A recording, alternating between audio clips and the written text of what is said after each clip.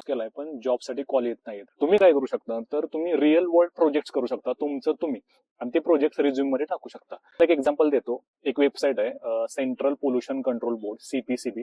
त्याची वेबसाईट मी खाली फ्लॅश आउट करेन. तर त्या वेबसाईटला जायचं. त्या वेबसाईटवरती एअर क्वालिटी इंडेक्सचा डेटा गव्हर्नमेंट पब्लिश करतं. थोडंसं तुम्हाला सर्च करावं लागेल.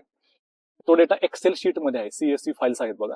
जर तुम्हाला स्पेसिफिक तुमच्या डिस्ट्रिक्टवाला डेटा पाहिजे असेल तर डिस्ट्रिक्टचा डेटा घ्या किंवा सगळा डेटा घ्या तुम्ही.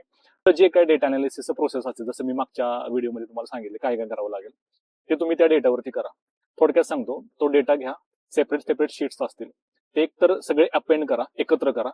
जर जे कॉलम्स नसतील ते कॉलम्स ऍड करा, जे जे पाहिजे ते, आणि पूर्ण डेटा एकत्र करा. एकतर तो पॉवर BI मध्ये घ्या किंवा एक्सेल मध्ये सुद्धा अनालिसिस करू शकता.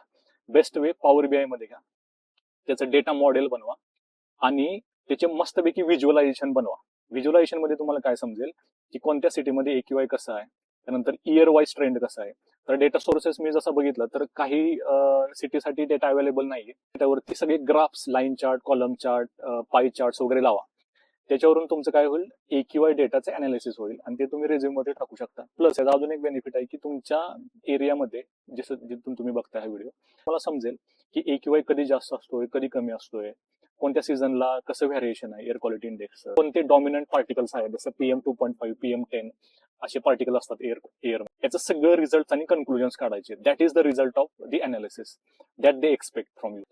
नेक्स्ट व्हिडिओमध्ये आपण डेटा सायंटिस्ट, AI आणि मशीन लर्निंग या रोल बद्दल डिस्कस करणार आहोत. त्यासाठी या पेजला फॉलो करून ठेवा. Thank you very much.